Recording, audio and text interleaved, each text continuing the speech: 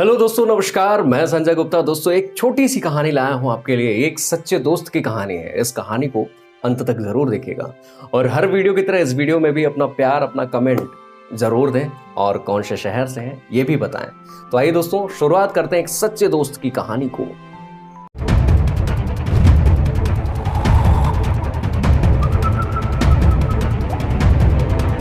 दोस्तों, एक बार की बात है, राम और विजय नाम के दो बहुत ही अच्छे दोस्त रहते हैं। दोनों का खेत बिल्कुल अगल बगल रहता है और दोनों खेती किया करते थे। और सबसे कॉमन बात यह थी कि एक ही पंप था और दोनों प्रेम से आपस में एक दूसरे के खेतों की सिंचाई किया करते थे और एक ही ट्यूबवेल से वो दोनों खुश थे।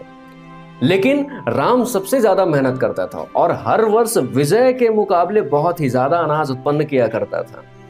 और इसी वजह से विजय के दिमाग में ईर्ष्या उत्पन्न होने लगी थी और चिढ़ने लगा था। और उसने सोचा कि क्यों ना इस वर्ष इसका खेत पूरी तरीके से बर्बाद कर दिया जाए।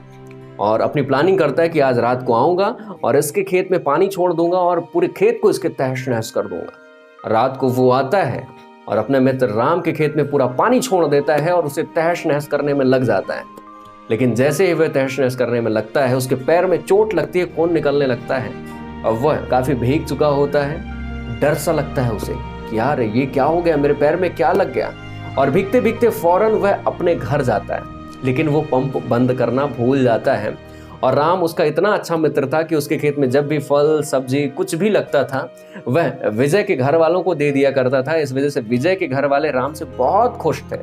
लेकिन ये जो विजय था, इसके मन में ईर्ष्या उत्पन्न होने लगी थी कि मेरे से ज्यादा ये अनाज कैसे उत्पन्न करता है, इस वर्ष इसको मैं बर्बाद कर दूंगा। और जाता है घर। जैसे ही अपने घर पहुंचता है, उसके बच्चे पूछते हैं कि पिताजी पिताजी आप इतने परेशान क्यों और आपके पैर में ये चोट कैसे लगी हुई है। पत्नी ने भी उससे यही सवाल किया, मगर वह कुछ भी ना कहा और खाना खाकर सो गया। जैसे ही सुबह हुई, राम खेतों की ओर जाता है और देखता है कि उसका खेत पूरी तरीके से बर्बाद है, फसल पूरी तरीके से तहस नहस कर दी गई है और साथ ही साथ उसके मित्र यानी विजय का भी खेत पूरी तरीके से बर्बाद हो गया है, क्योंकि वो पंप को बंद करना भूल गया था। इस वजह से उसकी भी फसल बर्बाद हो चुकी थी।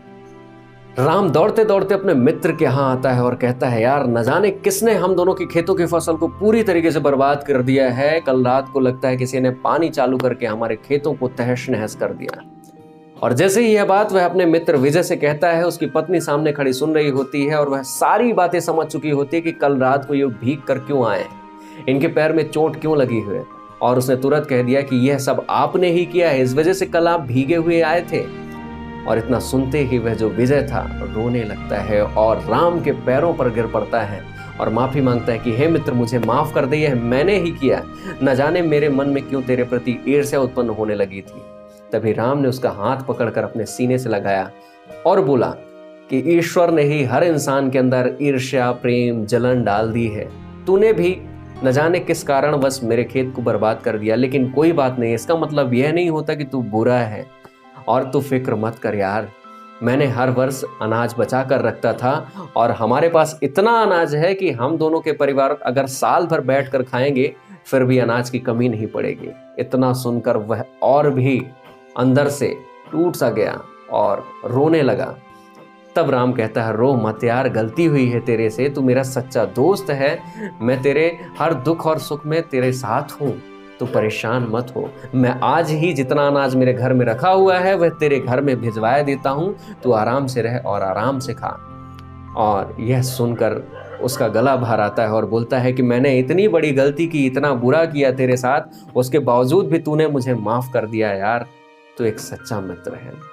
तो दोस्तों, यह एक छोटी सी कहानी हमें यह बात बताती है कि एक सच्चा मित्र होता है। उसे आप कभी भी परेशान मत करें, उसकी आप कभी भी परीक्षा मत लें। वह आपके बुरे वक्त में हमेशा साथ खड़ा होता है। उसके सफलता में आप जले नहीं, बल्कि उसमें खुश हो कि यार आपका दोस्त कम से कम आगे तो बढ़ रहा है। उससे प्रेरित हो कि मुझे भी लाइफ में आगे बढ़ना है, इसकी तरह बनना है। लेकिन कभी भी उससे जले नहीं, ईर्ष्या उत्पन्न ना करें। दोस्तों, ये कहानी पसंद आई हो तो बहुत बहुत शुक्रिया, बहुत बहुत धन्यवाद। एक सच्चा दोस्त होना चाहिए जीवन में, चाहे वह सुख हो चाहे दुख हो, हर वक्त वह खड़ा होता है। और यकीनन दोस्ती का हाथ बढ़ाएं तो सच्ची दोस्ती का ही बढ़ाएं, जलनखोरी का नहीं। दोस्तों, मिलते हैं अगले वीडियो में, तब तक के लिए नमस्कार।